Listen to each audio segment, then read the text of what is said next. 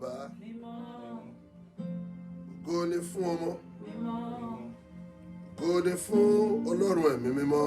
Bí ó ti wà láti kọ́ ṣe ó bẹ nísinsìnyí bẹ́ẹ̀ ni yóò sì máa rí ní ìgbà gbogbo ayé ànípẹ̀kun. Àmín. Praise the Lord. Hallelujah. People of God, I welcome you to the last Sunday of this month of May 2021. Join us in this holy worship as we give praises to our Lord Jesus Christ. Olúwa, Olúwa mi, Olúwa, Olúwa mi, Olúwa ṣàánú fún mi, Olúwa gbọ́ àdúrà mi. Olúwa, Olúwa mi, Olúwa, Olúwa, Olúwa mi.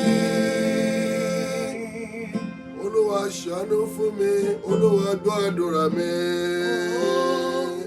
Olúwa ṣàánú fún mi. Olúwa gbàdúrà mi.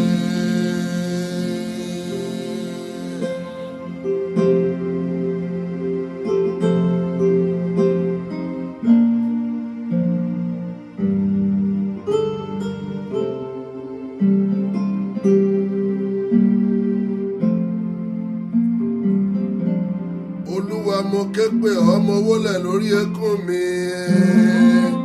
Olúwa mo ké pè ọ́, mo wólẹ̀ o, mo wólẹ̀ lórí ẹkún mi. Olúwa ìwọ náà ni ó lè gbọ́ àdúrà mi. Olúwa ìwọ náà ni ló lè gbọ́ àdúrà mi.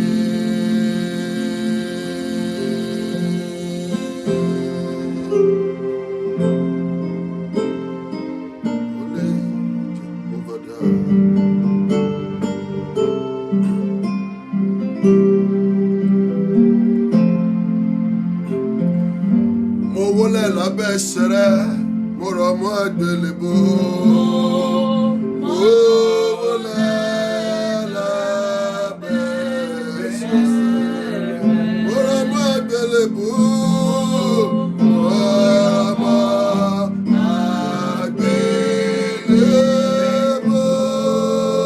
àgbélébùú. Mo jẹ́wọ́ gbogbo ẹ̀ṣẹ̀ mi, Olúwa ṣàánú fún mi. Olúwa, mo jẹ́wọ́ gbogbo ẹ̀ṣẹ̀ mi. Olúwa, ṣàánú fún mi. Mo jẹ́wọ́ gbogbo ẹ̀ṣẹ̀ mi, Olúwa. Mo jẹ́wọ́ gbogbo ẹ̀ṣẹ̀ mi. Olúwa ṣàánú fún mi, Olúwa ṣàánú fún mi.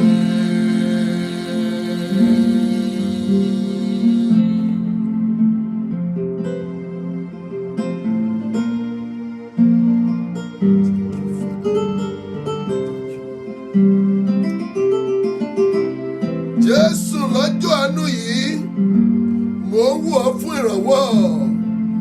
Jésù o, Jésù lọ́jọ́ àánú yìí, mò ń wò ọ́ fún ìrànwọ́. Mo wò ọ́ fún ìrànwọ́.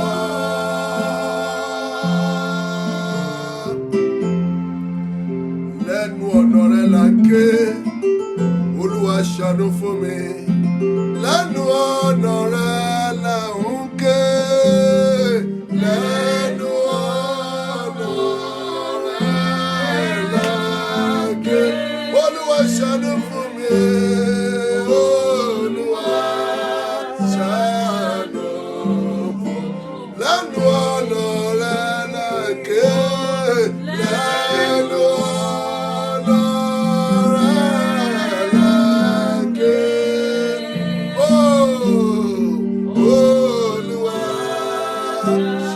fún mi. Máa bá Ọlọ́run sọ̀rọ̀. Máa bá Ọlọ́run sọ̀rọ̀. Máa dúpẹ́ ní ọwọ́ rẹ̀. Máa yìn lógo nínú ọlá ńlá rẹ̀. Ẹnìkan ṣoṣo tí ọpẹ́ àti ìyìn tọ́ sí. Ohun kankan ló nílò jùlọ láàárọ̀ yìí. Èyí ni àánú. Ọjọ́ ìsinmi àánú la wà yìí. Ilẹ̀kùn á ní láti ṣí fún ọ. Máa bá Ọlọ́run sọ̀rọ̀. Máa bẹ̀bẹ̀. Olúwa bójú wọlẹ̀. Kó ṣàánú fẹ́mi ọmọ rẹ̀. Olúwa bójú wọlẹ̀. Kó ṣàánú fẹ́mi ọmọ rẹ̀. Kó ṣàánú fẹ́mi ọmọ rẹ̀. Bùkún mi Ọlọ́run mi. Bùkún mi ṣàánú fún mi. Bùkún mi o. Bùkún mi Ọlọ́run mi. Bùkún mi ṣàánú fún mi. Bùkún mi ṣàánú fún. Bùkún mi Ọlọ́run mi.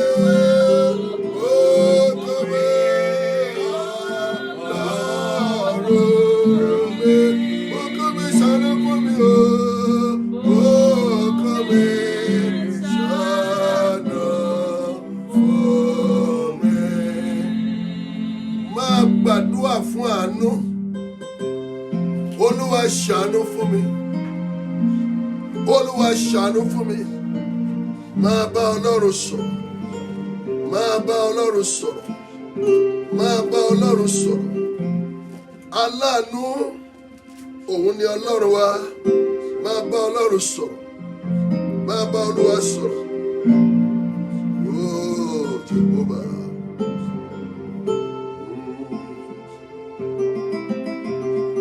Mú àdúrà náà lọ sí òpin. Jésù Olúwa wa. Àmín, àmín, àmín lórúkọ Jésù. Olúwa mo ké pè ọ́.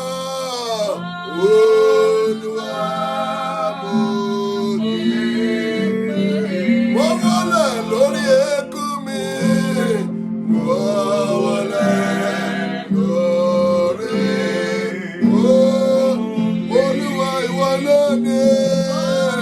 Olúwa ìwọ náà ni. Lọ́lẹ̀ gbọ́ àdúrà mi o. Lọ́lẹ̀ gbọ́ àdúrà mi. Gbàdúrà yìí torí fásitì tá a kọ yẹn. Olúwa ìwọ náà ni. Ìwọ ló lè gbọ́ àdúrà mi. Bàbá láàárọ̀ yìí ṣàánú fún mi.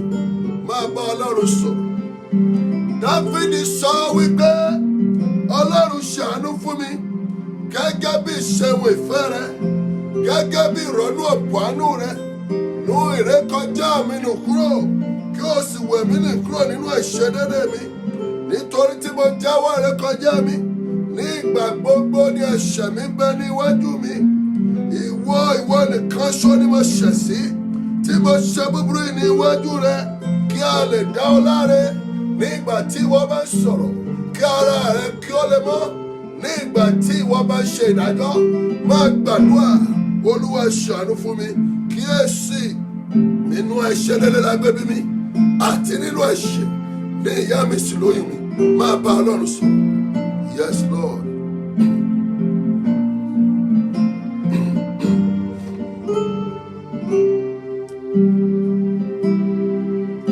Kíyèsí, ìwọ fẹ́ òtítọ́ nínú àti ní ìkọ̀kọ̀. Ìwọ yóò mú mi mu ọgbọ́n. Fi ẹ̀jẹ̀ Jésù wẹ̀ mí, èmi yóò sì mọ́. Wẹ̀ mí, èmi yóò fún ju ẹgbẹ̀rún lọ. Máa bá Olúwa sọ̀rọ̀ láàárọ̀ yìí. Olúwa fàánú rẹ̀ wẹ̀ mí, jẹ́ kí n fún ju ẹgbẹ̀rún lọ.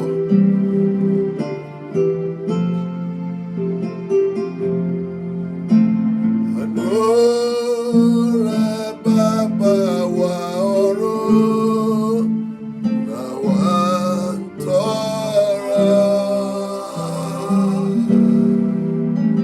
Ẹyẹ tí ń fò tẹ́ra tó máa gbàdúrà máa gbàdúrà.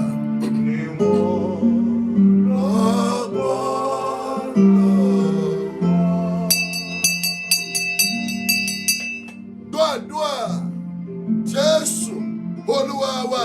Àmín, àmín, àmín lórúkọ Jésù. Olúwa Ọlọ́run àánú, agbẹ́yìnká láàárọ̀ ìgbọ́ ọgbẹ́ wa. Àmín Jésù.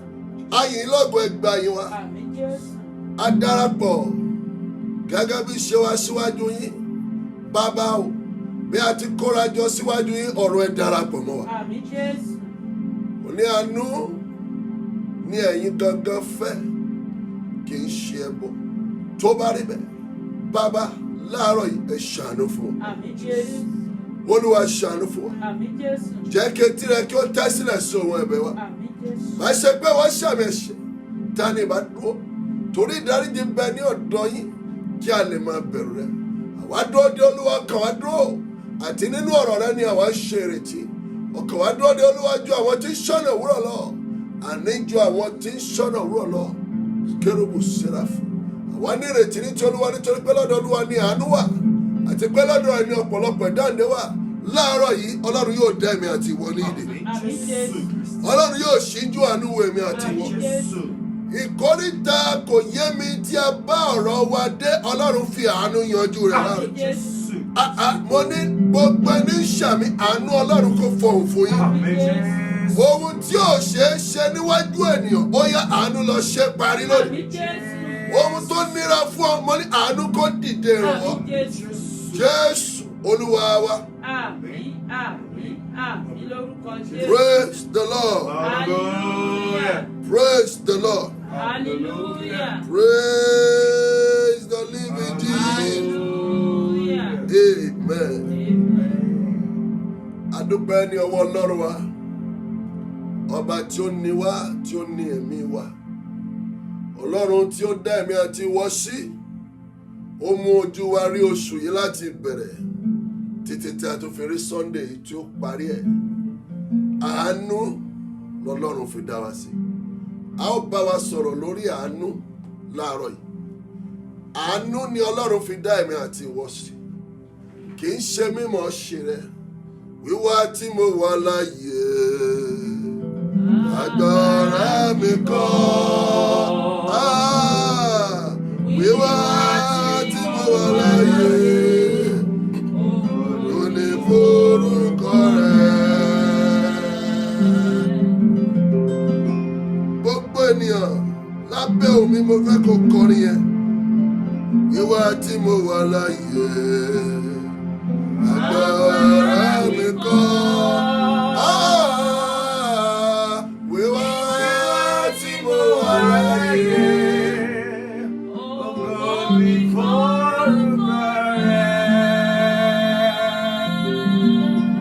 ọ̀pọ̀ ẹgbẹ́ mi ti kú,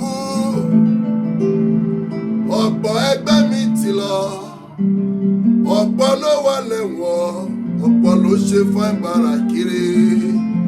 Bẹ́ẹ̀ni ò bá lè dúpẹ́, àjọ pé mi ò mọ̀rẹ́.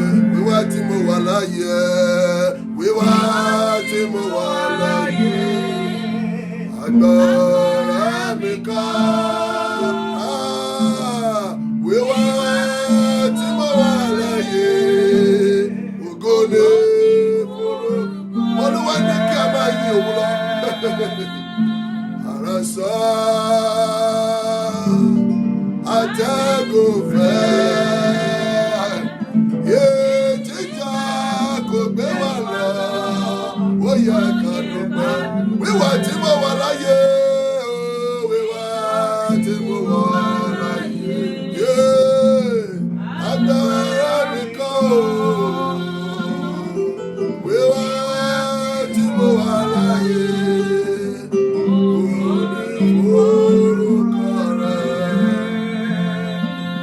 Psalm 41 verse 5. Ó ní àwọn ọ̀tá mi sọ ibi sí mi pé, ní ìgbà wo ni òun yóò kú tí orúkọ rẹ̀ yóò sì run? Gbọ́ mi dáadáa, èrò ọ̀tá sí ọ kò dára. Ó dàbí orin kan tí a kọ ní Síónì tiwa.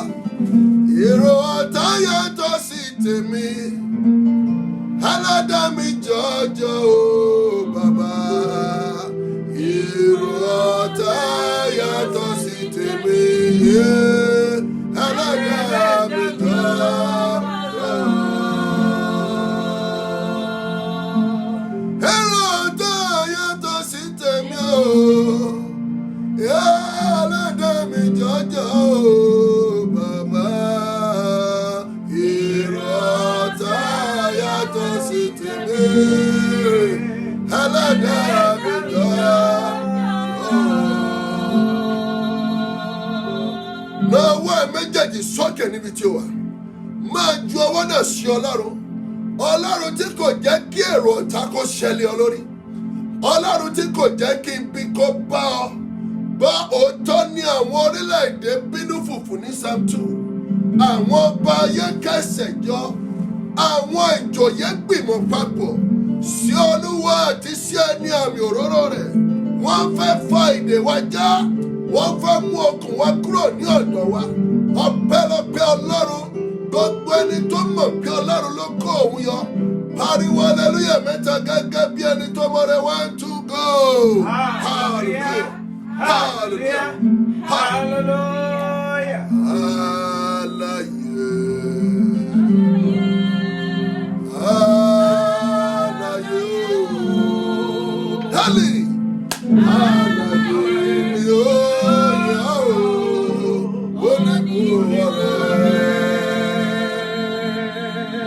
Ṣé àlàyé ń gbọ́ mi báyìí? Ṣé ẹni tó ń gbọ́ mi ṣé àlàyé ni? Ò bá dẹ̀ gbé ohùn sókè ní àkókò ọpẹ́ yìí. Àlàyé ní àyàn ó níbọ̀ rẹ̀ o. Àlàyé.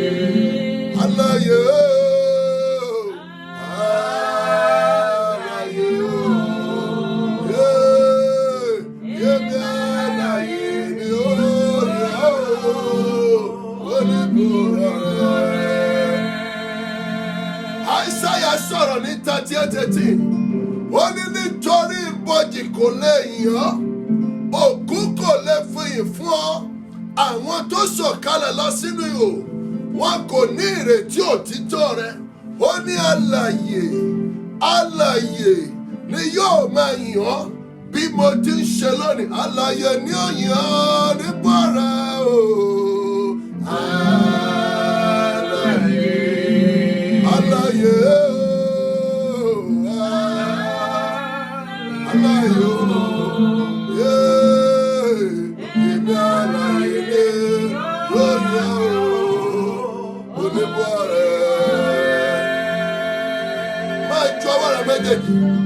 Olúwa ó ṣeun, Olúwa ó ṣeun, máa dúpẹ́ fún, máa dúpẹ́ fún. Àwọn kan sọ ẹ̀mí wọn nù ní oṣù yìí. Olúwa máa ṣe, mo dúpẹ́ lórí ìjọ yìí pé mi ò gbọ́ ìròyìn búburú èyí tó lè fa ikú lórí ọmọ ìjọ. Olúwa máa ṣe, máa gbàdúrà. Dáfídì sọ ní ẹsẹ̀ 30 lọ́hùn. Ó ní èmi yóò kọ́ kìkì rẹ̀ Olúwa. Torí pé ìwọ Olúwa ló gbé mi lékè tí kò jẹ́ kí àwọn ọ̀tá mi kó yọ̀ mí. Ó ní Olúwa Ọlọ́run mi, èmi kígbe pè ọ́, ìwọ sì ti mú mi ní ara dá. Ìwọ ti yọ ọkàn mi jáde kúrò nínú ìsà òkú. Máa dúpẹ́ fún Ọlọ́run. Máa dúpẹ́ fún Ọlọ́run. Máa dúpẹ́ fún Ọlọ́run. Thank you, Father. Thank you, Lord. Thank you, Lord. Thank you, Lord. Máa dúpẹ́. Thank you, Lord, for everything you have done. Jésù Olúwa wa. Àmín, àmín, àmín. Kí ẹ tó gbọ́ ọ̀rọ̀ ní ìṣẹ́jú díẹ̀, ẹ gbé Bíbélì yín kí ẹ nà sókè. Olúwa ní kí n gbàdúrà fún gbogbo àwọn tó ṣe bí àárẹ̀ fún lọ́wọ́lọ́wọ́. Ìdùmarè tún ayé mi ṣe. Jésù tún ayé mi ṣe. Iṣan ara mi tẹ́ṣù ti bàjẹ́ tán. Ìwọ ló lè tún ṣe o.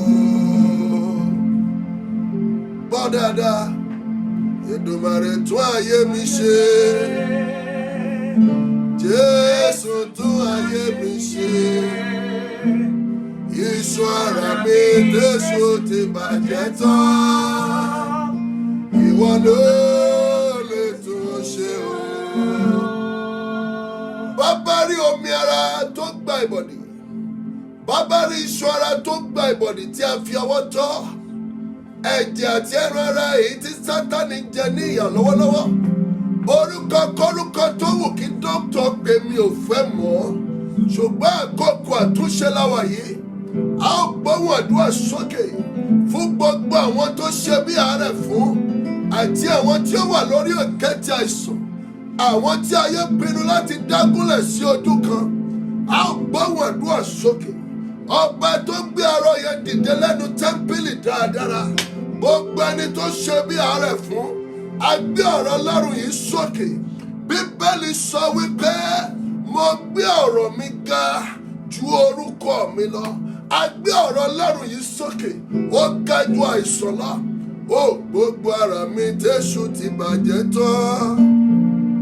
Ìwọ ló lè tún ṣe o. Ẹni wà ní ipò àárẹ̀ yẹ kó máa kọrin. Wàá gbàdúrà níbikíbi tó bá wà. Olúwa fọwọ́ tún àwọn tó ṣe bí àárẹ̀ fún. Olúwa gbé wọn dìde. Bẹ́ẹ̀ gbàdúrà bórúkọ Jésù sọ di àdúrà. Oh yes, Èdùmàrè tún ayé mi ṣe. Jésù tún ayé mi ṣe. Iṣan ara mi tẹ́ṣù ti bàjẹ́ tán. Ìwọ ló lè tún ṣe o.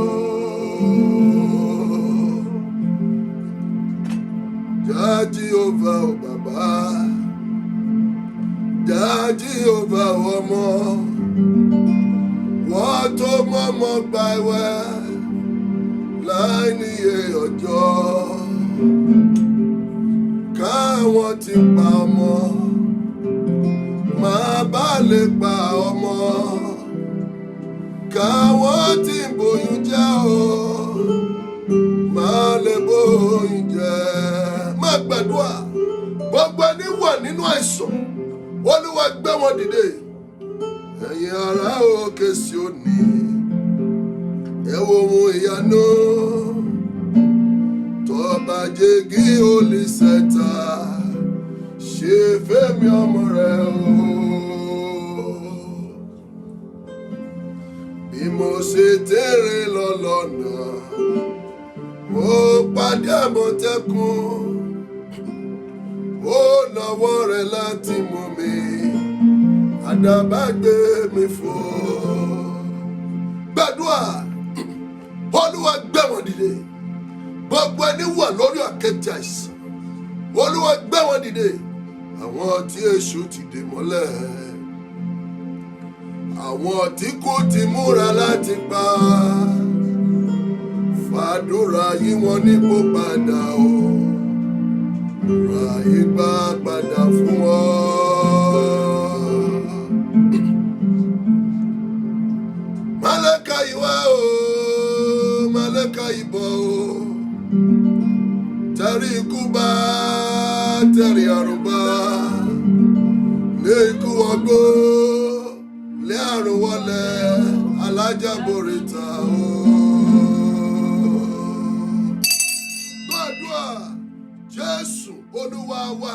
Àmín, àmín, àmín lórúkọ Jésù. A dúpẹ́ fún oore ọ̀fẹ́ tí Ọlọ́run fi yí wa ká. A dúpẹ́ èrè tó ń sẹ̀ lọ́wọ́lọ́wọ́. Lábẹ́ èrè yìí ni mo ti gbóhùn àdúrà sókè. Gbogbo ẹni ṣe bí àárẹ̀ fún. Ọ̀rọ̀ Ọlọ́run sọ pé lọ́jọ́ alẹ́ nígbà tí oòrùn wọ̀, ọ̀pọ̀lọpọ̀ ló wá síwájú yín. Onírúurú ni àìsàn wọn, ṣùgbọ́n gbogbo wọn ló fayọ̀ lọ sílé. Bàbá bẹ̀ ọ́ láàárọ̀ yìí, ká tó parí àdúrà yìí, ká tó parí ìsìn yìí, gbogbo ẹni ṣe bí àárẹ̀ fún àṣẹ yín jẹ́ kó gbé wọn dìde. Àmín Jésù. Jésù Olúwa wa. Àmín, àmín, àmín lórúkọ Jésù. Ọ̀rọ̀ ìmọ̀ sí wa láàrin ìṣẹ́jú díẹ̀. A ó bá wa sọ̀rọ̀ ní kúkúrú, a ó gba àdúrà bíi mẹ́ta. Mo bá wa sọ̀rọ̀ lórí àánú. Àánú. Ọ̀sẹ̀ tó kọjá, ẹ̀mí Olúwa bá wa sọ̀rọ̀ lórí nǹkan kan tí a ń pè ní ìrànlọ́wọ́. Àbí? ní méjèèjì. Ìrànlọ́wọ́ yàtọ̀ sí àánú. Gbogbo ènìyàn tí Ọlọ́run dá ló nílò ìrànlọ́wọ́. Bákan náà, gbogbo ènìyàn tí Ọlọ́run dá ló nílò àánú. Wọ́n máa ń ṣiṣẹ́ ní ìkóríta ọ̀tọ̀ọ̀tọ̀, wọ́n jọra wọn ṣùgbọ́n wọn ò kì í ṣe ìkan náà. Ní ọ̀sẹ̀ tó kọjá mo túmọ̀ tí ó ń jẹ́ ìrànlọ́wọ́ fún wa. Mo dẹ̀ sọ ọ̀nà tí ó lè gbà wọ ayé ènìyàn. Mo dẹ̀ sọ bí tó yẹ kí ènìyàn dojúkọ tó bá nílò ìrànlọ́wọ́. Òní mo fi sọ̀rọ̀ lórí 121 ní orin Dáfídì pé èmi yóò gbé ojú mi sí orí òkè wọn ni. Níbo ni ìrànlọ́wọ́ mi yóò hà ti wá? Ìdáhùn ni pé ìrànlọ́wọ́ mi yóò ti ọ̀dọ̀ Olúwa wá, ọba tí ó dá ọ̀run wáyé. Mo gbàdúrà gbogbo ẹni nílò ìrànlọ́wọ́, ó yá ilẹ̀kùn ìrànlọ́wọ́ kó ṣí fún yín. Àmín Jésù. Láàárọ̀ ya bá wa sọ̀rọ̀ lórí àánú. Kí ni àánú? Jákè fún ọ ní definition kan. Àánú túmọ̀ sí ìfẹ́ Ọlọ́run èyí tí ó máa ń dáhùn sí ọ̀rọ̀ ayé ènìyàn nígbà tí kò tilẹ̀ tọ́ sí ènìyàn. Hallelujah. Hallelujah. Even when you do not deserve it, mercy speaks. Àánú máa ń sọ̀rọ̀. Àánú máa ń fọhùn. Ṣùgbọ́n ní ti ìrànlọ́wọ́ máa ń dìde ni. Ọ̀tọ̀ọ̀tọ̀ ní méjèèjì. Wọ́n dẹ̀ máa ń rin ìrìn ọ̀tọ̀ọ̀tọ̀. Orúkọ wọn lè fẹ́ dàbí ipò jọra. Ìṣe wọn lè dàbí ipò jọra. Gbọ́ mi, àánú ó máa ń sọ̀rọ̀. Ìrànlọ́wọ́ a máa dìde. Mo gbàdúrà kí ìsìn tó parí ìrànlọ́wọ́ kó dìde fún ọ. Àmín Jésù. Ìkóríta àròpin tó bá ọ̀rọ̀ ayé rẹ dé, ó yẹ àánú kó fọhùn fún ọ. Àmín Jésù. Now, àánú a máa sọ̀rọ̀. Àánú túmọ̀ sí ìfẹ́ Ọlọ́run tó máa ń dáhùn sí ọ̀rọ̀ ayé ènìyàn even when you do not deserve it. Hallelujah. Hallelujah. Ìrànlọ́wọ́ ènìyàn lè bẹ̀bẹ̀ fún. Ṣùgbọ́n àánú, láì bẹ̀bẹ̀ fún àánú, ní ìgbà mìíràn Ọlọ́run á dẹ̀ dìde lórí àga rẹ̀. Ebi àti ṣàánú fún ènìyàn a sì máa pa. Èròǹgbà àti ṣe àánú a sì máa gun Ọlọ́run pé mo fẹ́ ṣàánú, ta ni mo lè ṣàánú fún? Gbọ́ mi dáadáa láàárọ̀ yìí, ìwọ tó rí àmì mẹ́ta yìí ṣe, àánú fọhùn fún ọ lónìí. Àmín Jésù. Gbọ́ mi, àánú ní ìyàtọ̀ ayé ènìyàn méjì. Amen. Amen. Ìṣògo ó wà ní ayé everybody tí Ọlọ́run dá. Ṣùgbọ́n bí ẹni méjì bá dúró, tó bá rí pé ayé ẹnìkan fọhùn ju ti èkejì lọ, àánú ní ìyàtọ̀ àwọn méjèèjì. Àánú á máa sọ ìyàtọ̀ tó wà nínú Mr. A àti Mr. B. The amount of mercy that speaks in your life will determine your breakthrough. The amount of mercy that speaks in your life will determine how far you will go. Ẹ wo nǹkan tó wà nínú ìwé mímọ́ ní 2 Samuel chapter 7. Ẹ jẹ́ kí a sáré díẹ̀. 2 Samuel chapter 7. A ó kàn kó ẹ̀kọ́ bíi mélòó kan, a ó lọ gbàdúrà. 2 Samuel chapter 7 verse 14. Èmi ó máa ṣe bàbá fún wọn, òun ó sì máa jẹ́ ọmọ mi. Ẹgbọ́n tó ṣẹlẹ̀ yìí, ìránṣẹ́ méjì kan wà. Ìkan jẹ́ ọba, èkejì náà jẹ́ ọba. Ṣùgbọ́n ìkan jọba ṣáájú ọ̀kan. Ẹ gbọ́ mi dáadáa o. Ìránṣẹ́ àkọ́kọ́ tó jọba ni Sọ́ọ̀. Ní ìgbà tí a fẹ́ yan Sọ́ọ̀ ní 1 Samuel chapter 9 kì í ṣe fún kíkà. Bíbélì rìkọ́dẹ̀ pé kò sí ẹni èyí tó tún qualify tó Sọ́ọ̀lù lọ ní gbogbo ìlú yẹn. Hallelujah. Hallelujah. Òun ni the most qualified person. Bó bá wo ní verse 3, verse 2 and 3, 1 Samuel 9. I will read it for myself. Only kẹ́tẹ́kẹ́tẹ́ Kíṣì, bàbá Sọ́ọ̀lù, òun ló sọnù. Ó wà lọ́nu gbó, ó pàdé Sámúẹ́lì. Nígbà tí Sámúẹ́lì máa fi òróró yan Saul. Bíbélì sọ wípé Saul was the tallest in Israel. He was the most qualified person out of the male in Israel láti jẹ ọba. Àánú kan ló fún nínú ayé. Bí àánú ṣe fọhùn tó, lẹ́yìn tí a kọ Saul ní ọba, Ọlọ́run gbé Dáfídì dìde. Gbọ́ mi dáadáa, Saul ṣe Ọlọ́run, Dáfídì náà ṣe Ọlọ́run. Bàbá wo wéètì ẹ̀ṣẹ̀ tí àwọn méjèèjì ṣẹ̀, ẹ̀ṣẹ̀ Dáfídì ló pọ̀ jù. Hallelujah. Hallelujah. Kí ni Saul ṣe ní 1 Samuel 15? Disobedience. He disobeyed God, which is one of the sins that God detests most. Òun náà ni Ádámù ṣe disobedience. Ìwọ báyìí ojoojúmọ́ ló dẹ̀ ń disobey Ọlọ́run. Bí kò bá ṣe àánú, Ọlọ́run ló mọ ibi tó bá wà báyìí. Gbọ́ mi, ibẹ̀ kọ́ ni mo ń lọ. Ẹ̀yin ènìyàn, Sọ́ọ̀lù ṣe Ọlọ́run, Dáfídì ṣe Ọlọ́run. Sọ́ọ̀lù ṣe àìgbọràn, Dáfídì ṣe kọjá ìgbọràn. Dáfídì mọ òfin àti ìlànà Ọlọ́run, ó sì rú òfin rẹ̀. Dáfídì ó ṣe àìgbọràn, ó ka iye àwọn ọmọ Israel. Ẹ̀ṣẹ̀ tí Sọ́ọ̀lù ṣe náà ni òun náà ṣe àìgbọràn. Saul àríkọ́dẹ̀ pé ó ṣe àgbèrè. Dáfídì ṣe àgbèrè. Dáfídì tún pa ènìyàn. Ẹ̀ṣẹ̀ ta ló pọ̀jù sá? Dáfídì ṣe àgbèrè. Dáfídì ṣe àìgbọràn. Dáfídì pa ènìyàn. But ẹ̀ṣẹ̀ kan la record fún Saul. Saul disobey Ọlọ́run. Now, mo sọ fún ọ pé àánú ni ìyàtọ̀ láàrin ènìyàn méjì. Ta ló ṣàmì àdúrà yìí? Mo gbàdúrà kó o tó kúrò ní ìpàgọ́ yìí, àánú máa yà ẹ́ sọ́tọ̀. Àmín, àmín, àmín lórúkọ Jésù. Bí ẹni mẹ́wàá bá dúró, àánú lè tọ́ka ìyàtọ̀ láàrin gbogbo wọn. Iye anointing tó máa flow ní orí ẹ̀, àánú Ọlọ́run ló máa determine ẹ̀, kì í ṣòye àwẹ̀ tó gbà.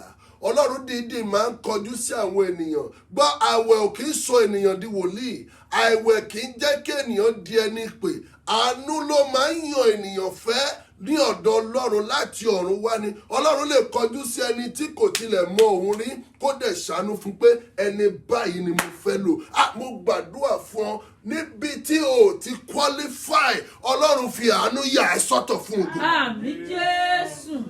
Lẹ́yìn tí Dáfídì ṣẹ̀, Dáfídì kọ̀ wọ́n ẹ̀mí, ó kọ̀ wọ́n Ọlọ́run, ó ṣe àgbèrè, ó pa Ùráyà. Kò sí ẹ̀ṣẹ̀ tí bàbá mi ò ṣe tán, ṣùgbọ́n gbọ́ statement tí ó ti ẹnu Ọlọ́run jáde sí Dáfídì yìí. 7:14, second Samuel. Èmi ó máa ṣe bàbá fún, gbọ́ mi dáadáa. Despite David's atrocities, despite David's sin, despite David's shortcomings, Olúwa sọ pé èmi yóò máa ṣe bàbá fún. Òun ó sì máa jẹ́ ọmọ mi. Ó máa ṣe o. Òun yóò sì máa jẹ́ ọmọ mi. Bí òun bá dẹ́ṣẹ̀. Bí òun bá dẹ́ṣẹ̀. Èmi ó sì fi ọ̀pá ènìyàn àti iná. Èmi yóò fi ọ̀pá ènìyàn àti iná ènìyàn náà. Ṣùgbọ́n àánú mi kì yóò yí padà kúrò lọ́dọ̀ rẹ̀. Somebody hallelujah. Hallelujah. Ìjọ ọ̀rọ̀ tá ń kà iye wa dáadáa báyìí. Ó ní ṣùgbọ́n èmi yóò yí padà bí òun bá dá ẹ̀ṣẹ̀. Èmi yóò fi ọ̀pá ènìyàn náà àti iná àwọn ọmọ ènìyàn. Ṣùgbọ́n àánú mi kì yóò yí padà kúrò lọ́dọ̀ rẹ̀ gẹ́gẹ́ bí èmi ti mú kúrò lọ́dọ̀ Saul. Tí èmi ti mú kúrò níwájú rẹ̀. Ẹ gbọ́ mi, kí ni Saul ṣe? Ó kọ̀ disobey Ọlọ́run. Ṣé Dáfídì ni ò disobey Ọlọ́run? Kí a tó bí Dáfídì ni Mósè ti fún wa ní òfin. Ìwọ kò gbọ́dọ̀ pànìyàn, ìwọ kò gbọ́dọ̀ ṣe lè, gbogbo ìwọ kò gbọ́dọ̀ yẹn ní Dáfídì ṣe pátá. So olórí ìyálára disobedience Dáfídì ṣe. Ètò tún ju ìyáláyà disobedience lọ, àgbèrè Dáfídì ṣe. Dáfídì tún kúrò lórí ẹ̀, ó tún pa Ùráyà. Ẹ̀jẹ̀ wà ní ọrùn ẹ̀. Ṣùgbọ́n ẹgbọ́n tí Ọlọ́run sọ, ó ní èmi yóò máa ṣe bàbá fún. Despite, stop condemning people. Those men of God tí wọ́n ń yọnu sí anyhow, ó mọ ẹ̀há àánú tí Ọlọ́run kọ sí wọn. gbogbo ènìyàn ló mọ̀ pé ohun tí Dáfídì ṣe etí ò gbọdọ̀ gbọ́. Dáfídì tún ṣe ìdájọ́ ara ẹ̀ nígbà tí wòlíì dé iwájú ẹ̀ pé ẹnìkan ní 100 àgùntàn ẹnìkan ní àgùntàn kan ṣoṣo. Dáfídì ní ó yẹ ká pa ẹni yẹn dànù ni, láì mọ̀ pé ara òun gangan lòun ṣe ìdájọ́ fún. Nípa àfojúrí ènìyàn, Dáfídì gan ti dá ara ẹ̀ lẹ́bi. Dáfídì ti fokùn sí ara ẹ̀ lọ́rùn, ó ti nìkan hàǹgì ẹ̀, ṣùgbọ́n Ọlọ́run ní no, èmi yóò máa ṣe bàbá fún. Nawọ́ ẹ méjèèjì sókè, bó ti wù kó ṣètò àánú tí kì í yí padà, ó yá Ọlọ́run fi bá ẹ rìnrìn àjò ayé rẹ̀. Àmín, àmín, àmín lórúkọ Jésù. Ó wá sọ nǹkan kan bẹ̀ yẹn, ó ní bí Dáfídì bá tilẹ̀ dá ẹ̀ṣẹ̀, èmi yóò fi ọ̀pá ènìyàn náà. Ọlọ́run á dẹ̀ mú Dáfídì bá dẹ̀ ní ọ̀yà bọ́ síbí, you're a naughty boy, fíà ẹgbàá 6 ó tán. Lẹ́ni tó yẹ kó kú, Ọlọ́run á kàn mú ẹgbàá díẹ̀, á dẹ̀ ra fi pàǹkẹ́rẹ́ sí ìdí ẹ̀. Ẹ wá gbọ́, ó ní èmi yóò fi ìnà àwọn ènìyàn náà, ṣùgbọ́n àánú mi, ẹ pariwo àánú Ọlọ́run o. Ọlọ́run o. Àánú mi kì yóò yí padà kúrò ní ọ̀dọ̀ rẹ̀ gẹ́gẹ́ bí mo ti mú kúrò lọ́dọ̀ Sọ́ọ̀. Kí ló dé tí a mú kúrò ní ọ̀dọ̀ Sọ́ọ̀? Àánú ni ìyàtọ̀ láàrin ẹni méjì. Hallelujah. Hallelujah. Àánú ló distinguish láàrin ọkùnrin méjì. Àánú ló distinguish láàrin Saul àti Dáfídì. Ọmọ Ọlọ́run làwọn méjèèjì. Ọlọ́run ló ń yọ àwọn méjèèjì. Òróró kan náà la fi yan àwọn méjèèjì. Ìpè kan náà ló pe àwọn méjèèjì. Ògo kan náà ni àwọn méjèèjì ṣe. Ọba kan náà ni àwọn méjèèjì jẹ. Ìlú kan náà ni àwọn méjèèjì jọba sí. Ẹ̀ṣẹ̀ àwọn méjèèjì ó fẹ́ jọ, as a matter of fact, ẹ̀ṣẹ̀ Dáfídì tún pọ̀ ju ti Sọ́ọ̀lù lọ, ṣùgbọ́n àánú distinguish wọn. Amen. Amen. Verse 16. A ó sì fi ìdílé rẹ̀ àti ìjọba rẹ̀ múlẹ̀ níwájú rẹ̀ títí láé. A ó sì fi ìdí ìtẹ́ rẹ̀ múlẹ̀ títí láé. Ẹ gbọ́ mi, Ọlọ́run scrap ọba kúrò ní ìdílé Saul forever and ever, amen, because of one sin of disobedience. But ẹni pààyàn, ẹni ṣàgbèrè, ẹni disobey, Ọlọ́run tó make a promise wípé ìdílé ẹ̀ máa fi ìdí ẹ̀ múlẹ̀ títí láéláé. Kí ló fọ̀hún bẹ́ẹ̀? Àánú. Sọ̀rọ̀. Àánú. Gẹ́gẹ́ bí gbogbo ọ̀rọ̀ wọ̀nyí àti gẹ́gẹ́ bí gbogbo ìran yìí, bẹ́ẹ̀ ni Nátánì sì sọ fún Dáfídì. Dáfídì ọba sì wọlé lọ. Ẹ gbọ́ ọ̀rọ̀ ńlá òun ló délẹ̀ láàárọ̀ yìí. Àánú. Ó ní borí àdúrà tó yẹ kí gbogbo ènìyàn máa gbà tí ò kún wa lójú. Ọlọ́run ṣàánú fún mi. Mo ṣe rí ìdí ẹ̀ tí àwọn bàbá wa fi sí ìlànà ẹ̀sìn kérúbù àti sẹ́ráfù pé ká máa ka Psalm 51 every Sunday, pé Ọlọ́run ṣàánú fún mi gẹ́gẹ́ bí ìṣeun àánú rẹ̀. Àbí every Sunday ni wọ́n fi sí ìwé ìlànà ẹ̀sìn pé Psalm 51, Ọlọ́run ṣàánú fún mi gẹ́gẹ́ bí ìṣeun ìfẹ́ rẹ̀, gẹ́gẹ́ bí ìrọ̀nú ọ̀pọ̀ àánú rẹ̀. Because from Monday to Saturday we all would have gone astray. Àìmọye ẹ̀ṣẹ̀, àìmọye ẹ̀ṣẹ̀ àgbèrè, àìmọye ẹ̀ṣẹ̀ irọ́, àìmọye ẹ̀ṣẹ̀ jìbìtì, àìmọye ẹ̀ṣẹ̀ àmútípara, àìmọye ẹ̀ṣẹ̀ ìrédè òru, àìmọye ẹ̀ṣẹ̀ ìsọ̀rọ̀ ẹni lẹ́yìn, àìmọye ẹ̀ṣẹ̀ ìbọ̀rìṣà. But àwọn bàbá aládùúrà yẹn wọ́n fi yé wa ní ìbẹ̀rẹ̀ ìsìn wa pé bó bá ṣàtidé Sunday the first time, Ọlọ́run ṣàánú fún mi gẹ́gẹ́ bí ìṣeun ìfẹ́ rẹ, gẹ́gẹ́ bí ìyọ́nú ọ̀pọ̀ àánú rẹ. Torí pé wọ́n mọ̀ pa nílò ẹ̀. Àwọn bàbá yẹn ò ní ìdàtí sọ̀rọ̀ fún ẹ. Wọ́n mọ̀ pé ohun tó nílò jù lélẹ́yìí. Ẹ sọ pé àánú Ọlọ́run. Àánú Ọlọ́run. Àánú ni ìyàtọ̀ láàrin Dáfídì àti Sọ́ọ̀lù. Dáfídì pa ènìyàn, Sọ́ọ̀lù ṣe àìgbọràn. Àánú ìyàtọ̀ láàrin ẹni méjì. Ẹ wo Ísọ̀ àti Jákọ́bù. Ẹ jẹ́ ká dá padà sí ọ̀rọ̀ Ísọ̀ àti Jákọ́bù. Ní ìpínlẹ̀ ìyá wọn gbàdúrà fún, wọn sì sọ ìran fún pé orílẹ̀-èdè méjì ní ń bẹ nínú rẹ o, ṣùgbọ́n ìkan lágbára ju ìkan lọ. Ẹ̀gbọ́n ni yóò máa sin àbúrò. Mo fẹ́ bèrè question kan, ìrúbọ wo ni Jacob rú fún Ọlọ́run nínú oyún tí Ọlọ́run fi fẹ́ràn ẹ̀? Àánú ló fọhùn bẹ́ẹ̀, because wọn ò tí ì mọ nǹkan kan, kò sí pásítọ̀ nù wọn, kò sí apànìyàn nù wọn, kò sí pé wọn ò tiẹ̀ tí ì mọ tó fẹ́ wáyé wá ṣe, ṣùgbọ́n àánú ti fọhùn fún ẹnìkan láti inú oyún kó tó délé ayé. Mo gbàdúrà fún ọ láti àkókò yìí lọ, ìwọ tí ò tí ì rí àánú gbà lórúkọ Jésù, kí ilẹ̀ òní tó ṣú wàá rí àánú gbà. Àmín, àmín, àmín lórúkọ Jésù. Ọlọ́run sọ ọ̀rọ̀ kan ní Rome 9:12-18. Ọ̀rọ̀ náà mo fẹ́ kí ìwọ náà kó ní ọwọ́. Rome 9, ẹ jẹ́ ká sáré wo Rome 9:12. Rome chapter 9 verse 12. Ẹ jẹ́ ká gbọ́ ohun tí ẹ̀mí sọ fún ìjọ ńbẹ̀. Rome 9:12. a ti sọ fún pé. Check it well. Rome 9 verse 12. A ti sọ fún pé ẹ̀gbọ́n ni yóò máa sin àbúrò, gẹ́gẹ́ bí a ti kọ pé Jákọ́bù ni mo fẹ́ràn ṣùgbọ́n Ísọ̀ ni mo kórìíra. Ẹ dúró ń bẹ̀ díẹ̀. Ìjà gbọ́n ta kà yìí. Ẹ tún kà ná. Ó dà pé ọ̀rọ̀ yẹn ò clear. A ti sọ fún pé. A ti sọ fún un pé. Ẹ̀gbọ́n ni yóò máa sin àbúrò. Ẹ̀gbọ́n ni yóò máa sin àbúrò. Gẹ́gẹ́ bí a ti kọ pé. Gẹ́gẹ́ bí a ti kọ pé. Jákọ́bù ni mo fẹ́ràn. Jákọ́bù ni mo fẹ́ràn. Ṣùgbọ́n Ísọ̀ ni mo kórìíra. Ẹjọ́ ta ló dá Ísọ̀ tí a kórìíra? Ọlọ́run ni. Kí ló dé tó dá tó dé kórìíra ẹ̀? Ẹ̀ṣẹ̀ wo ni Ísọ̀ ṣẹ̀? A ò sọ. Kí ni Jákọ́bù ṣe tí Ọlọ́run fi fẹ́ràn ẹ̀? A ò sọ. Àánú ló ya àwọn ìbejì méjì sí ọ̀tọ̀.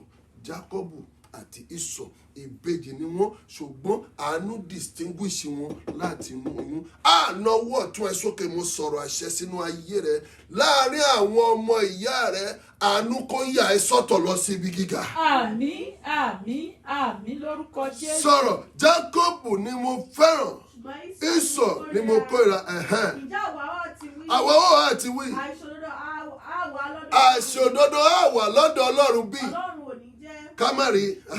Nítorí ó wí fún Mósè pé. Ó sọ fún Mósè pé this is the justification of the war. Ó sọ fún Mósè pé. Èmi yóò ṣàánú fún ẹni tí èmi yóò ṣàánú. Èmi yóò ṣàánú fún ẹni tí èmi yóò ṣàánú fún. Èmi yóò sì ṣe ìyọ́nú fún ẹni tí èmi yóò ṣe. Èmi yóò ṣe ìyọ́nú fún ẹni tí èmi yóò ṣe ìyọ́nú fún. Ǹjẹ́ bẹ́ẹ̀ ni kì í ṣe ti ẹni tí ó fẹ́. Kì í ṣe ti ẹni tí ó ń fẹ́. Kì í ṣe ti iṣẹ́ ẹni tí Kì í ṣe ti ẹni tí ń sáré. Bí kò ṣe ti Ọlọ́run tí ó ń ṣàánú. Hallelujah. Hallelujah. Bọ́mi dáadáa, bówó ẹ kó gbé orí òkè kó relocate lọ kó gbé orí òkè kò yí for 3 months. Bí ẹ̀mí ò bá ní balẹ̀ ẹ kò ní balẹ̀. Wòlíì bá tọ́ ẹ dàgbà. Kó jẹ́ Mósè Orímọládé ló tọ́ ẹ, Ọ̀ṣọ́fà ló tọ́ ẹ. Bí Ọlọ́run ò bá ní ẹ lò, wàá mọ gbogbo iṣẹ́ tí àwọn bàbá yẹn ń ṣe. Ṣùgbọ́n a ò ní fún ẹ ní àṣẹ láti ṣe. Tó bá lọ dá ṣe, o kàn máa forí ẹgbẹ́ bọ ni. Àfi àwọn tí a bá ṣàánú fún. Élì àlùfáà, ó bímọ méjì, Hófínì àti Fíníásì. Ọlọ́run ò lò wọ́n ní wòlíì. Sámúẹ́lì tí ẹ tọ́ under the leadership of Eli, òun ló gbóhùn Olúwa láti kékeré. Sámúẹ́lì ó lọ bá ọ̀gá, ó lẹ́ ń pè wọ́n ní mi ò pè yín sà. Ó ní tó bá ti tún gbóhùn yẹn, Ọlọ́run ló ń sọ̀rọ̀ sọ pé máa wí nítorí tí ìránṣẹ́ rẹ̀ ń gbọ́. Kí ló ya Sámúẹ́lì sọ́tọ̀ láàrin Hófínì àti Fíníásì? Àánú Ọlọ́run. Ó ní èmi yóò ṣàánú fún ẹni tí èmi yóò ṣàánú fún. Èmi yóò ṣe ìyọ́nú fún ẹni tí èmi yóò ṣe ìyọ́nú fún. Ǹjẹ́ bẹ́ẹ̀ ni kì í ṣe nípa ẹni tí ó fẹ́. Àwọn kan wọ́n lè mú Miss Paris, ẹ̀mí náà ń gbàdúrà fún. Wọ́n á da perfume, wọ́n á da sí gbogbo orí. Ojú á máa rọ̀ bọ̀, kò dẹ̀ sọ́nà ń bẹ̀ torí a ò fi ìpè yẹn rán wọn láti rẹ̀. Kì í ṣe tẹni tó fẹ́, bí kò ṣe ti Ọlọ́run tí ń ṣàánú. Nítorí ìwé mímọ́ wí fún Fáráò pé nítorí èyí náà ni mo ṣe gbé ọ dìde kí èmi kí ó lè fi agbára mi hàn lára rẹ.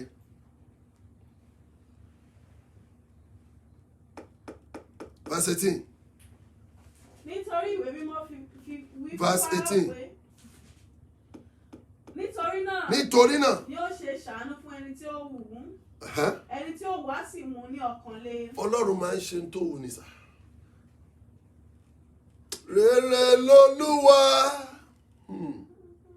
olórí olóore, jẹ́ kó wù ọ́ Ọlọ́run o, láti ṣàánú mi. Àbí kí náà kà ẹ́? Wọ́n ní nítorí náà ni ó ṣe ṣàánú fún ẹni tí ó wù ú. ni ó ṣe ń ṣàánú fún ẹni tí ó wù ú. Ẹni tí ó wù á sì máa mú ní ọkàn le. Rere lolúwa,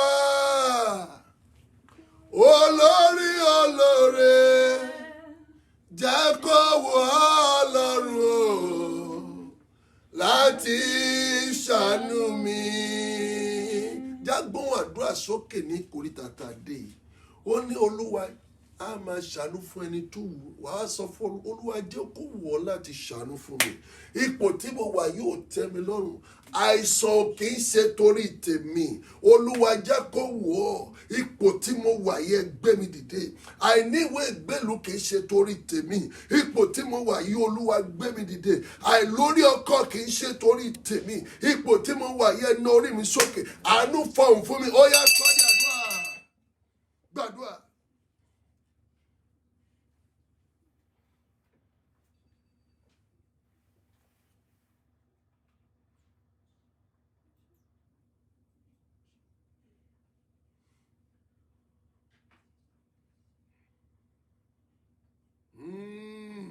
Gbàdúrà.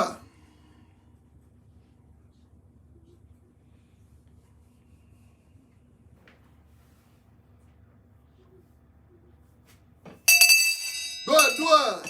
Jésù Olúwa wa. Àmín, àmín, àmín lórúkọ Jésù. Àánú ni ìyàtọ̀ láàrin Jákọ́bù àti Ísọ̀. Àánú ni ìyàtọ̀ láàrin Dáfídì àti Sọ́ọ̀lù. Àánú ni ìyàtọ̀ láàrin ẹni méjì. Bó jẹ́ ẹnìkan lórí mú lọlé lónìí, ó tó ìsìn fún wa. Ṣùgbọ́n kí ó tó lọ, gbogbo àwọn tí Ọlọ́run máa ń lò lọ́lọ́run máa ń supervise bí wọn.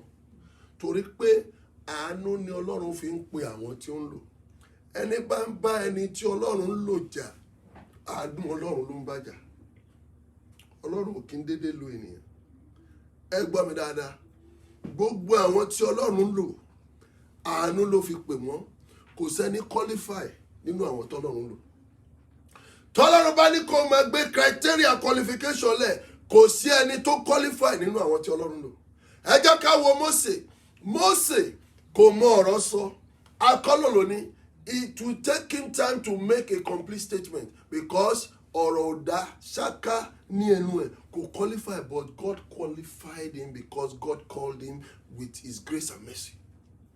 Ẹni bá wá bá Mósè jà, ta ló bá jà? Ó ń bá àánú Ọlọ́run jà. Abájọ ní ìgbà tí Fáráò bá Ọlọ́run jà kò mọ̀ pé àánú Ọlọ́run lòun bá jà. Ọlọ́run padà kọjú ìjà sí. Torí pé ẹni pè ní ọ́, torí pé àánú Ọlọ́run wà lórí rẹ láti òní yìí lọ, ẹni bá tún bá ọ jà, àánú Ọlọ́run kó jìnnà sínú ẹni bẹ́ẹ̀. Àmín, àmín, àmín lórúkọ Jésù. Torí gbogbo àwọn tí Ọlọ́run ń pè, gbogbo àwọn tí Ọlọ́run ń lò, àánú ló fi ń pè wọ́n. Ọlọ́run dẹ̀ máa ń supervise bí wọn. Ìjọ mọ̀ pé Ọlọ́run supervise bí Mósè. Ẹ wo nǹkan tó ṣẹlẹ̀ náà. Exodus 1. Nígbà tí a fẹ́ bí Mósè. Exodus 1. Nígbà tí a fẹ́ bí Mósè. Ọlọ́run mọ́nítọ̀ ìbí Ǹjẹ́ ẹ̀. orúkọ àwọn ọmọ Wo Ísírẹ́lì? verse 15.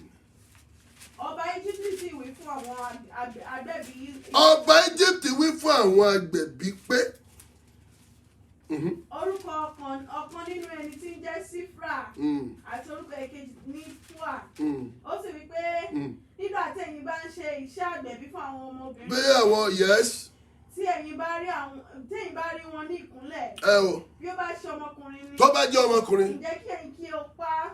Ẹ gbọ́ dáadáa. Mo ní Ọlọ́run máa ń supervise àwọn tó fẹ́ lò láti inú oyún títọ́ máa fi bí wọn. God will not just pick you on the road one day kó dẹ̀ yàn ẹ́ ó ti ń monitor ẹ̀ bọ̀ ó possible kó délé ayé kó rìnrìn bòró lọ for 50 years ọjọ́ tó bá máa grip ẹ á grip ẹ lọ́rùn ọwọ́ ò ní lè túnra sà á mú ẹ á dẹ̀ lò ẹ fún ògo ẹ. Ẹ gbọ́ mi dáadáa ọlọ́run supervise bí Mósè gbọ́ mi kí a tó bí Mósè ẹ wo ohun tó ń ṣẹlẹ̀ ní ayé Fáráò pàṣẹ fún àwọn ọ̀gbẹ̀bí pé gbogbo ọmọkùnrin tó bá ti jẹ́ ọmọ Hébérù ẹ máa pa wọ́n from birth kàwé díẹ̀. ṣùgbọ́n bí ó bá ṣe ọmọbìnrin tó bá jẹ́ ọmọbìnrin ǹjẹ́ ó yè. ẹ o ọlọ́bìnrin ṣe pọ̀ ju ọkùnrin lọ láyé yes. ṣùgbọ́n àwọn agbẹ̀bí bẹ̀rù Ọlọ́run. àwọn agbẹ̀bí yẹn bẹ̀rù Ọlọ́run. wọn kò sì ṣe bí ọba Íjíbítì ti fi àṣẹ fún wọn. bẹ́ẹ̀ ni o. wọ́n sì dá àwọn ọmọkùnrin sí. ọba Íjíbítì sì pa àwọn agbẹ̀bí náà. ó sì fún wọn pé èé ṣe tí ẹ̀yin fi ṣe irú nǹkan yìí tí ẹ̀yin sì dá àwọn ọmọkùnrin sí. yes. àwọn agbẹ̀bí sì wí fún Fáráò pé bẹ́ẹ̀ni nítorí tí àwọn ọmọbìnrin Hébérù kò rí bí àwọn ọmọbìnrin Íjíbítì nítorí tí ara yá wọn wọ́n á sì ti bí kí àwọn agbẹ̀bí tó wọlé tó wọn lọ.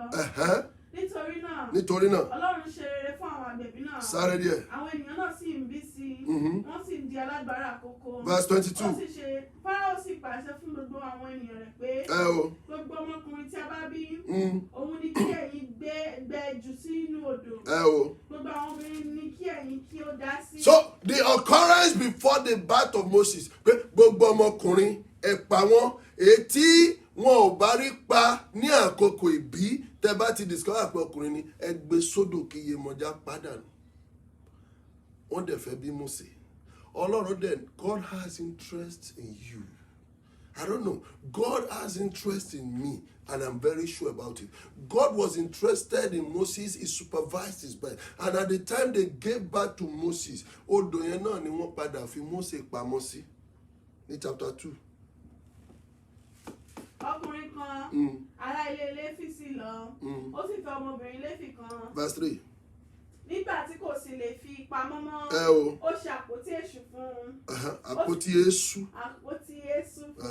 ó sì fi ọ̀dà ilé àti ọ̀jẹ̀ igi sàn án. ó sì tọ́ ọmọ náà sínú rẹ̀. Mósè ni wọ́n gbé sínú kéèjì yìí o wọ́n á gbé sóti omi yes. ó sì gbé sínú koríko odò ní ẹ̀bá odò náà. bẹ́ẹ̀ ni. arábìnrin rẹ̀ sì dúró ní òkèrè.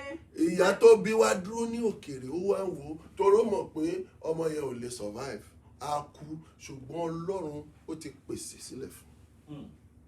Let me tell you àwọn kòríta kan wà tó ti ru ara ẹ pin tó ti believe pé there is no way out because number one kò lè gbé ọmọ tó bí wá sí ilé gbogbo àwọn ẹ̀ṣọ́ Fáráò wọ́n ń ṣọ́ everywhere tó bá gbọ́ ẹkún ọmọ wọn á wádìí ṣọkùnrin ni àbóbìnrin tó bá ti rí pé ọkùnrin ni wọ́n lọ sọ́ sódò wọn á pa so ó kú lọ gbé ọmọ yẹn sí odò pé ó kúkú máa kú anyway kákú gbé sétí odò ó wá lọ dúró ó ń wò ó yes. arábìnrin rẹ̀ sì dúró ní òkèèrè. Sára. láti mọ ohun tí yóò ṣe ọmọ náà. ọmọbìnrin Fáráò ó sọ̀kalẹ̀ wá sí odò yẹn ó wá wẹ̀ yes. àwọn ọmọbìnrin odò rẹ̀ sì rìn lọ ní ẹ̀bá odò náà. dáhùn. nígbà tí ó sì dáhùn. wọ́n rí àpótí náà láàrin koríko odò. ó rán ọmọbìnrin ọ̀dọ̀ rẹ̀ láti lọ gbé wá. bẹ́ẹ̀ni nígbà tó sì rí ọmọ náà ó rí ọmọ náà kéèsì ọmọdé náà sọkún inú rẹ̀ sì yọ sí kí ló sọ̀rọ̀ ń bẹ̀ yẹn mo ń bọ̀ kí ló sọ̀rọ̀ ń bẹ̀ yẹn àánú. The moment she set her eyes on Moses inú ẹ̀ yọ sí ó wí pé ọ̀kan nínú àwọn ọmọ Hébérù ni now kí ló yẹ kí wọ́n ṣe fún ọ̀kan nínú àwọn ọmọ Hébérù pípa ni ó yẹ kí wọ́n pa á ṣùgbọ́n rí Mósè inú yọ sí mo náwó àdúrà yìí sókè sí ẹni tó ní bóyá wàá lè ṣàmì mẹ́ta níbi tí àánú ò ti tọ́ sí ọ tó jẹ́ pé ikú àti ibi ló tọ́ sí ọ àánú kó fọhùn ògo fún ọ bẹ́ẹ̀. àmín àmín àmín lórúkọ Jésù. ikú ló tọ́ sí Mósè àgàgà pé tí wọ́n bọ́ sọ́wọ́ ọmọ Fáráò ṣùgbọ́n bó ṣe rí báyìí Bíbélì sọ wípé ọkàn rẹ̀ yọ sí olóore rẹ̀ tí ò pè ọ́ látijọ́ ọkàn rẹ̀ á yọ sí ọ. àmín Jésù. sọ̀rọ̀ díẹ̀ nígbà náà ni arábìnrin rẹ̀ wí fún ọmọbìnrin Fáráò pé ṣé kí lọ pe alágbàtọ́ kan fún wa nínú àwọn obìnrin Hébérù. bẹ́ẹ̀ni. kí ó tọ́ ọmọ náà fún wọn. bẹ́ẹ̀ni. ọmọbìnrin Fáráò sì wí fún pé lọ ọmọbìnrin náà sì lọ ó sì pè ya ọmọ náà wá. hallelujah ṣé a rí bọ́lá ṣe pákéjì ẹ̀ wọn ò lọ wá ọmọ ọ̀dọ̀ míì, ọmọ yẹn gangan ìyá ẹ̀ ni wọ́n lọ mú wá kó wá ṣe alágbàtọ́. Ó bá wà ní rẹ́kọ̀dù pé Mósè mu ọmú mi, ṣùgbọ́n ọmú ìyá ẹ̀ gangan ló mú dàgbà, torí ìyá ẹ̀ gangan náà fi ṣe alágbàtọ́ ọmọ ọ̀dọ̀ tó tọ́ dàgbà. Ṣé rí i pé God has packaged Moses' life from birth. Now, it will be difficult for any living creature to rebel against Moses or to fight Moses. Ìyẹn lè fi rí pé lọ́jọ́ tí Kórà, Dọ́tánì àti Abrahamu tẹ́rí sí pé Mósè, Ọlọ́run yẹ̀yẹ́ wọn. Mo gbàdúrà fún ọ. Torí ìpè ògo tí ń bẹ lórí rẹ látọ̀run wá, ẹni bá yájú sí ọ tó rí ọ fín tó fẹ́ fi ọ ṣẹ̀ sí, Ọlọ́run á yẹ̀yẹ́ wọn. Àmín, àmín, àmín. Ó dédé bára rẹ níbi tó wà yìí, àánú Ọlọ́run ló fà á síbẹ̀. Àánú Ọlọ́run. Àánú yẹn ló wà nínú ayé Mósè. Ó ní Fáráò pàṣẹ ká máa pọmọ wẹ́wẹ́ ọkùnrin. Ọwọ́ Fáráò ọ̀hún ló fi tọ́ Mósè dàgbà.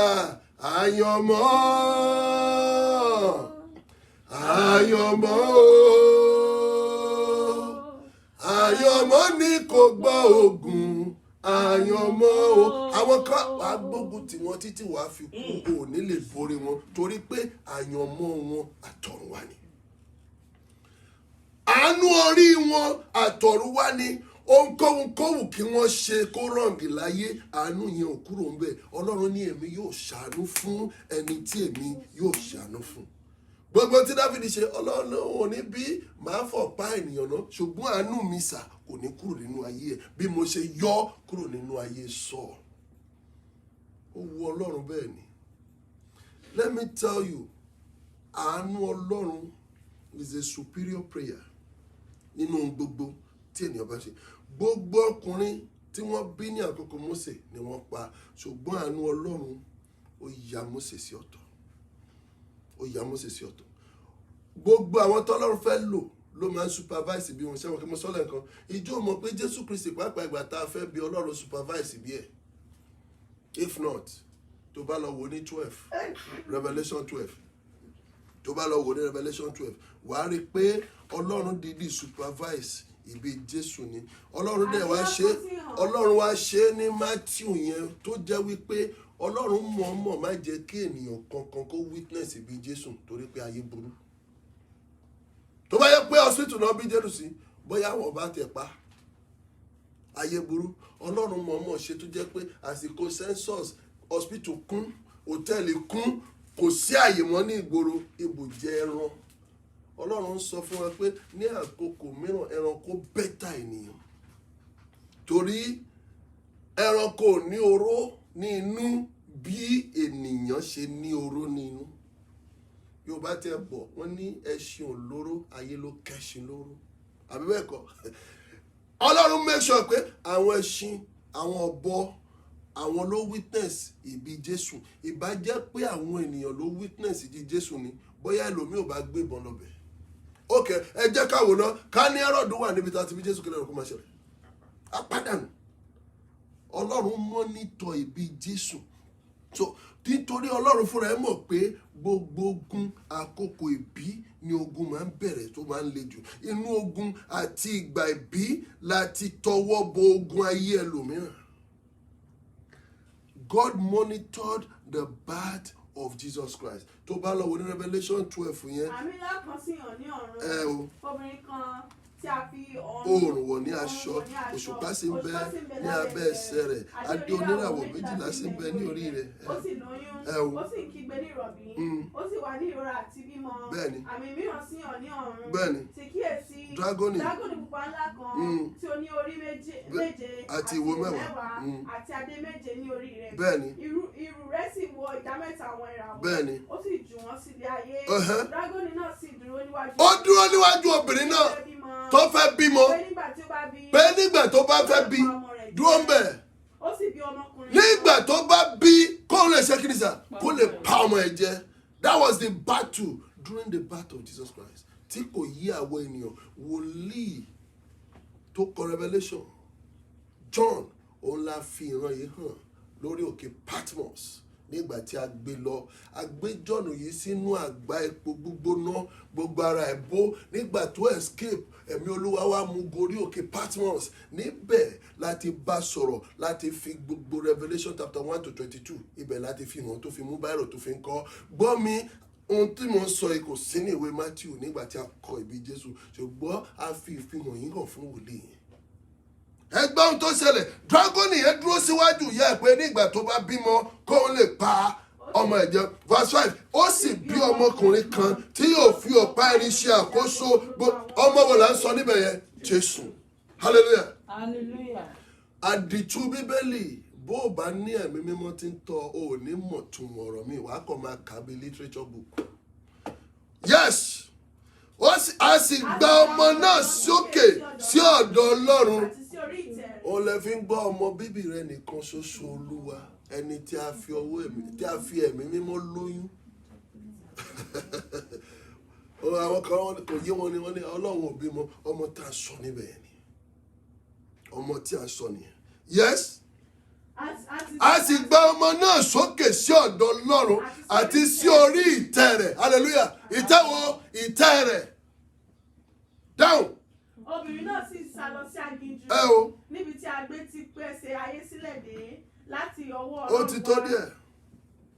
Ó tó díẹ̀. God supervised that birth. If not, èṣù bá pa. Èṣù bá finish ẹ̀. Bíbélì tilẹ̀ wá sọ ní ibì kan wípé ejò náà tú omi jáde ní verse 15. Tẹ́ wo láti verse 13. Nígbà tí dragoni náà rí pé a lé òun lọ sílé ayé, ó ṣe inú bínú sí obìnrin tí ó bí ọmọkùnrin náà. Kí lẹ sọ yìí? Ó ṣe inú bínú sí obìnrin tó bí ọmọ náà. A sì fi apá iyèméjì. Mo kọ́ ẹ̀kọ́ kan nígbà kan, the dragon and the woman. The dragon and the woman. That is why I tell you, èṣù hate obìnrin kan, ó hate obìnrin, èṣù hate obìnrin, ó tọrọ mọ̀ wípé obìnrin ló máa bí ẹni tó máa ba ayé òun jẹ́, obìnrin ló bí ẹni tó gba ìjọba lọ́rùn. That's why tó fi hate obìnrin. Now, ó ní ó ṣe nínú bínú sí obìnrin tí ó bí ọmọkùnrin náà. A sì fi apá iyèméjì ti ìdí ńlá náà. A fún obìnrin yẹn ní ìyẹ́ méjì bíi ti ìdí ńlá. Ó fò lọ sí aginjù sí ipò rẹ̀ níbi tí a bẹ́ bọ́ fún àkókò 15. Ejò náà sì tú omi jáde láti ẹnu rẹ̀. Ó tú omi jáde. If God has not monitored this man, ṣé rò pé obìnrin yìí ní strength àti withstand ogun yìí? Obìnrin tó ṣe ìbímọ tí ò ní lágbára. Ejò náà sì tú omi jáde láti ẹnu rẹ̀ bí odò ńlá sẹ́yìn obìnrin náà kí ó lè mú kí iṣan omi kí ó gbà á lọ. Ilẹ̀ sì ran obìnrin náà lọ́wọ́. Ilẹ̀ sì ya ẹnu rẹ̀, ó sì fi iṣan omi náà mu. Tí dragoni náà tú jáde láti ẹnu rẹ̀ wá. Dragoni náà sì bínú gidigidi sí obìnrin náà. Ó sì lọ. Ibi tógun ti bẹ̀rẹ̀ nìyẹn. Ó ti tó. Ibi tógun ti bẹ̀rẹ̀ nìyẹn. So láì jẹ́ pé àánú Ọlọ́run rìn nínú ayé rẹ, kò sí ọ̀nà àbáyọ fún ènìyàn. Kò sí ọ̀nà àbáyọ. Ohun tí mo bá wa sọ láàárọ̀ yìí nìyẹn. Ọlọ́run ní èmi yóò ṣàánú fún ẹni tí èmi yóò ṣàánú fún. Dìde níbi tó wà, jẹ́ kí a gbàdúrà. Àdúrà mẹ́tẹ̀ẹ̀ta tá ó gbà orí àánú yìí náà ni. Torí mo ti rí pé ohun tó tóbi jù ní rere lolúwa bá mi kọ́. Olórí olóore jẹ́ kó wù ọ́ Ọlọ́run láti ṣàánú mi. A ó sọ fún Ọlọ́run, Olúwa, ìwọ ló dá mi, ìwọ ló mọ̀ mí, ìwọ ló mọ̀ mí. Ìdí tó fi dá mi ìwọ ló yé. Àánú tó fún mi tí mo fi rí àánú gbà nínú oyún ìyá mi. As a science student, I studied the human race and how human being can develop in the womb. There are thousands of eggs in the fallopian tube that passes every day, and only one will be fertilized.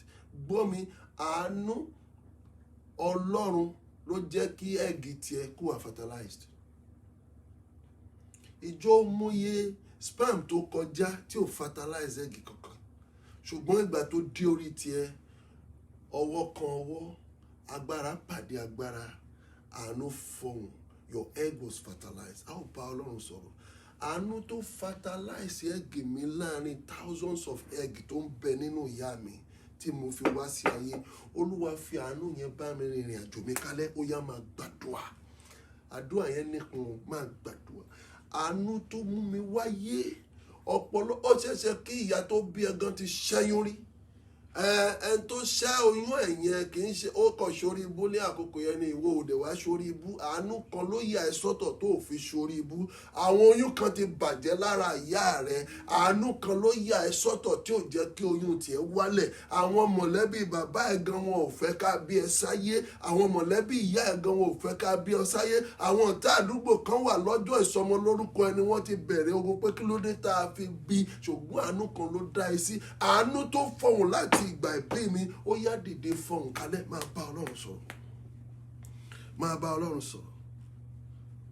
Kò sóhun mo lè fi wé àánú rẹ o. Àánú rẹ o. Máa bá Ọlọ́run sọ̀rọ̀. Ṣàánú fún mi Ọlọ́run mi. Ọlọ́run tó nípín mi. Ṣàánú fún mi Ọlọ́run mi o. Jẹ́ kí n kórè irúgbìn mi. Máa bá Ọlọ́run sọ̀rọ̀. Àánú tó yà mí sọ́tọ̀ láti ìgbà ìbí tí mo fi wá sáyé. Ọ̀pọ̀lọpọ̀ ọmọ ni ò wá sáyé. Oṣù 9 ìrìn àjò ńlá ni nínú oyún.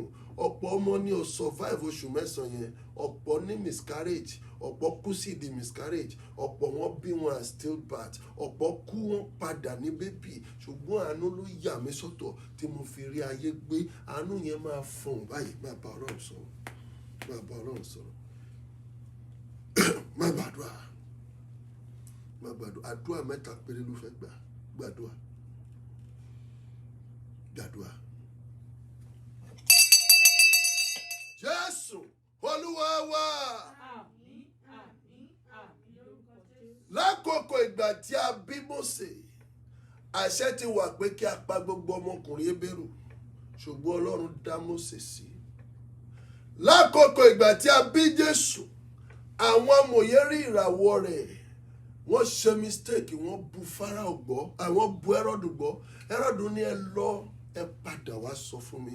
Èrònú ẹ̀ ní láti pa ọmọ náà. Ṣùgbọ́n àwọn amòye yẹn Ọlọ́run ní ẹ ò gbọ́dọ̀ padà lọ sọ fún Hẹ́rọ́dù. Nígbà tí Hẹ́rọ́dù rí pé wọ́n tọ̀ òun jẹ, Bíbélì sọ wípé ó dish out authority pé ẹ lọ pa gbogbo ọmọ wẹ́wẹ́ láti ọdún 2 dé ìsàlẹ̀. Ẹ ò gbọ́dọ̀ dá ẹnìkankan sí. Wọ́n dẹ̀ pa gbogbo wọn. Ṣùgbọ́n nípa àánú Ọlọ́run dá Jésù Kristi sí, wọn ò rí pa. Bíbélì sọ kí wọ́n pa gbogbo ọmọ wẹ́wẹ́. Obìnrin kan bẹ èyí tí a pè ní Rákélì. Wọ́n ní Rákélì sunkún kò gbípẹ̀ nítorí wọ́n ti pa ọmọ rẹ̀ 2 tó ní. A ó sọ fún Ọlọ́run àánú tó dá Mósè sí, àánú tó ya Jésù sọ́tọ̀ tí kò jẹ́ kí ikú rí pa lọ́dọ̀ Hẹ́rọ́dù, àánú tó ya Mósè sọ́tọ̀ tí kò jẹ́ kí Fáráò kó fi ikú ba tiẹ̀ jẹ́. Àánú náà ó ya ẹ̀mí náà sọ́tọ̀. Gbogbo ẹni tí ń wá ìfarapa mi, gbogbo ẹni tí ń wá ikú fún mi, jẹ́ kí wọ́n pòfo lórí mi. Àánú fọwọ́ àdúrà. Gbà dáadáa, àdúrà yẹn nípọn gan o, ó yẹ kó gbà o. Àánú ló ya Mósè sọ́tọ̀ tí ò jẹ́ kó kú bí àwọn ọmọkùnrin Hébérù. Ìjọ mo ya àwọn ọmọkùnrin tí àwọn ìyá àgbà ti pa. Ìjọ mo ya àwọn ọmọkùnrin tí àṣẹ Fáráò ti sọ sí odò. Ọlọ́run sì dá Mósè sí. Fáráò tó ní kán máa pa wọ́n gan ló tọ́ dàgbà. Jésù ilẹ̀ Egypt yẹn tó jẹ́ ilẹ̀ ọ̀tá, Egypt la gbé Jésù lọ ní bébì tí a ti lọ tọ́. Ilẹ̀ Egypt òun láti lọ tọ́. A gbé kúrò ní Bethlehem, a gbé lọ sí Egypt, a lọ tọ́ nítorí pé Ọlọ́run fẹ́ kó rí bẹ́ẹ̀. Ìgbà tí a tọ́ títí Ọlọ́run pa Hẹ́rọ́dù yẹn. Hẹ́rọ́dù yẹn kú. A wá sọ fún bàbá ẹ̀ pé ẹni tó fẹ́ pa ọmọ yẹn ó ti kú, máa padà lọ. A ó sọ fún Ọlọ́run, Olúwa gbogbo ẹni tó ń fi ikú wá mi kíkan, Olúwa jẹ́ kí àwọn náà bá ikú òjijì pàdé. Má jẹ́ kí wọ́n jọba lórí mi. Máa bá Ọlọ́run sọ̀rọ̀. Máa bá Ọlọ́run sọ̀rọ̀. Bí Fáráò yẹn, bí Hẹ́rọ́dù yẹn ò bá kú, Jésù ò ní ráyé gbé. Ó lè ní mo gbàdúrà tó le, Ọlọ́run pa Hẹ́rọ́dù torí Jésù. Àwọn tó fi kú wá mi, ìwọ náà Ọlọ́run kó pa wọ́n. Gbàdúrà. a ti dé agbo ọ̀dájú báyìí. Jésù sọ̀rọ̀ ó ní àwọn ọ̀tá mi tí kò fẹ́ kí mi kó jọba lórí wọn ẹ kó wọn wá nísinsìnyí kí ẹ sì pa wọ́n níwájú mi. Jésù ló sọ bẹ́ẹ̀. Gbàdúrà àánú tó dá Jésù sí lọ́wọ́ Hẹ́rọ́dù tí a ò fi rí pa. He was helpless at that time because he was a baby. But there was a mercy speaking protection upon him. Mercy begin to speak protection on my children. Mercy speak protection on my wife. Mercy speak protection on my family. Mercy speak protection upon me. Àánú ló máa ń fọhùn. Àánú á máa fọhùn. Ìrànlọ́wọ́ máa ń dìde ṣùgbọ́n àánú á máa fọhùn. Àánú ní voice máa bá Ọlọ́run sọ̀rọ̀. Olúwa jẹ́ kí àánú fọhùn fún mi. Helio. Gbàdúrà.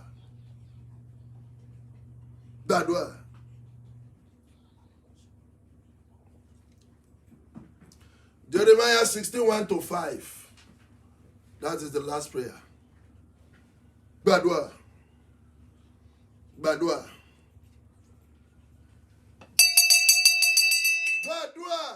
Jésù Olúwa wa.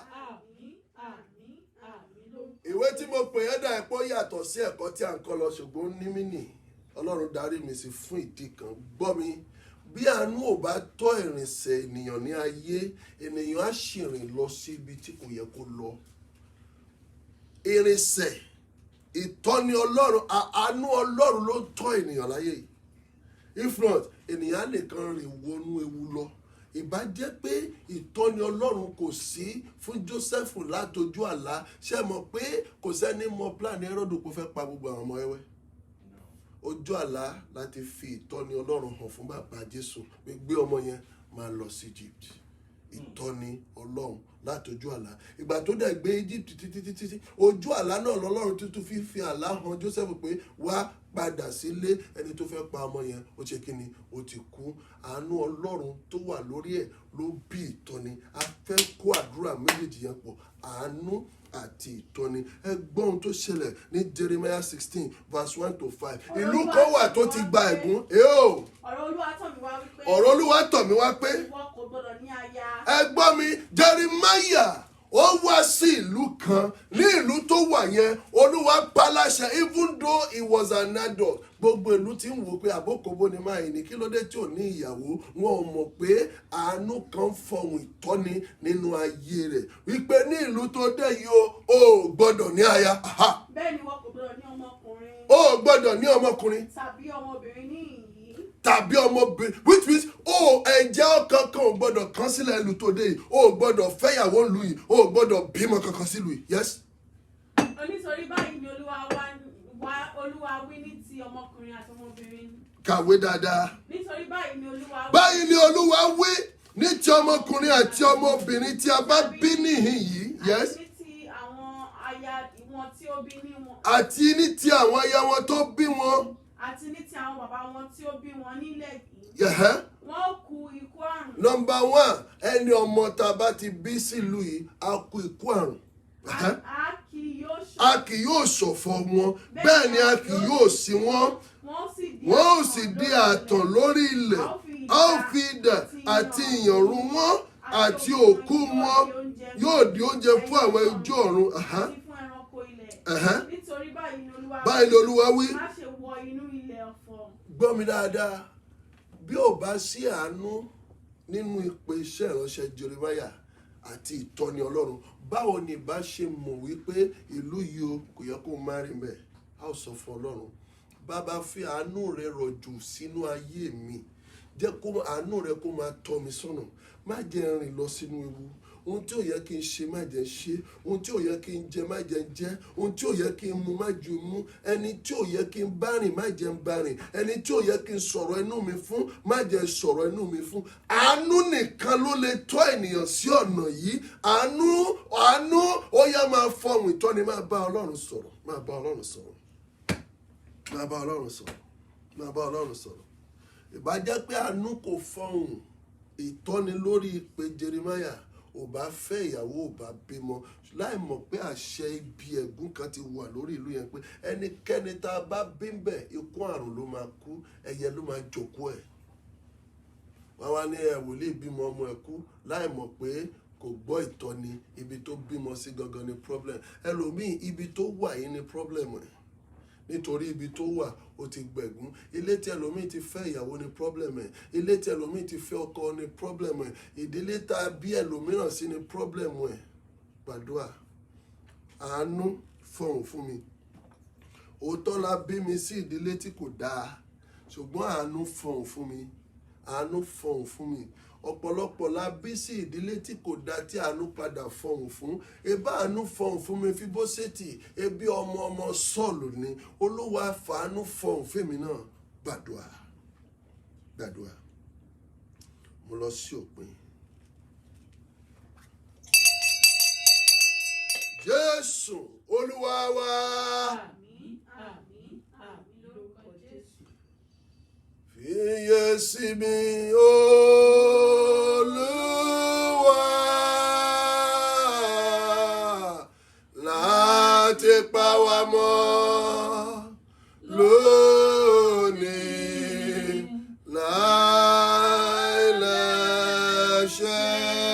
láìlẹ́ṣẹ̀. Olúwa ṣàánú fún wa.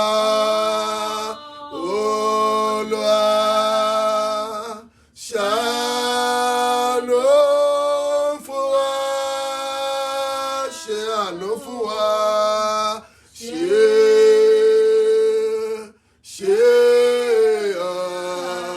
àánú fún wa. Olúwa jẹ́ kí àánú rẹ kí ó lè máa bà lé wa. Olúwa jẹ́ kí àánú rẹ kí ó lè máa bà lé wa. Gẹ́gẹ́ bí àwa ti gbẹ́kẹ̀lé ọ. Gẹ́gẹ́ bí àwa ti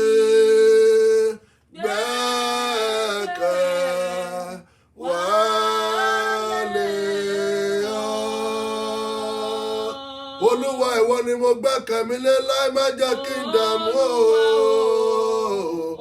Olúwa ìwọ ni mo gbẹ́kẹ̀mí lé láì má jẹ́ kí n dààmú o. Láyé má jẹ́ kí n dààmú. Àmín o.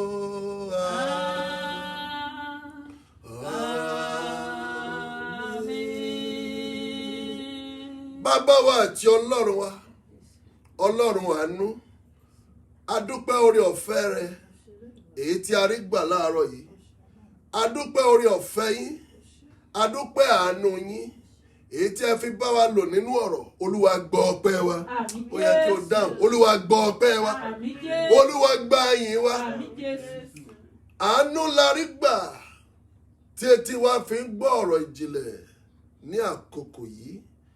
Ìyìn ọ̀rọ̀ Ọlọ́run ti mú káàkiri àgbáyé gẹ́gẹ́ bí ọ̀rọ̀ tí Ámósì sọ ní 8:11 wípé kéèsì èmi yóò rán ìyàn wá sí ilẹ̀ náà, kì í ṣe ìyàn oúnjẹ àbí ìyàn ohun mímu ṣùgbọ́n ìyàn gbígbọ́ ọ̀rọ̀ Ọlọ́run. Ó ní àwọn ọ̀dọ́mọkùnrin àti àwọn ọ̀dọ́mọbìnrin yóò sì dákú fún òǹgbẹ. Orílẹ̀-èdè yìí ti ń dákú lọ fún òǹgbẹ ọ̀rọ̀ Ọlọ́run, ṣùgbọ́n a dúpẹ́ àánú èyí tí ẹ kọjú rẹ̀ sí wa láti gbọ́ ọ̀rọ̀ ìjìnlẹ̀ láàárọ̀ yìí. Bàbá a dúpẹ́, gbọ́ pé kò gba ìyìn wa. Àmín Jésù. Àwa bẹ̀ ọ́ Ọlọ́run alààyè, a ò mọ̀ ọ́ ṣe, a ò mọ̀ wá hù, a ò mọ̀ ọ́ rìn, bá a ṣe rìn náà lórí wa mì. Gbogbo àṣìṣe wa nípa àánú yín Ọlọ́run dáríjì wa. Àmín Jésù. Ó lè wù yín láti fojú fò ó torí ẹ ó ṣàánú fún ẹni tí ẹ ó ṣàánú fún. Bàbá, nínú àwọn tó wà ní lísìtì yìí pé ó ṣàánú fún, Olúwa forúkọ wá sí ibẹ̀. Àmín Jésù. Ẹ̀ṣẹ̀ wa, àṣìṣe wa, Ọlọ́run ẹ bá wa kàn mọ́ àgbélébù. Àmín Jésù. Ẹ rántí ẹ̀ṣẹ̀ Amálẹ́kì.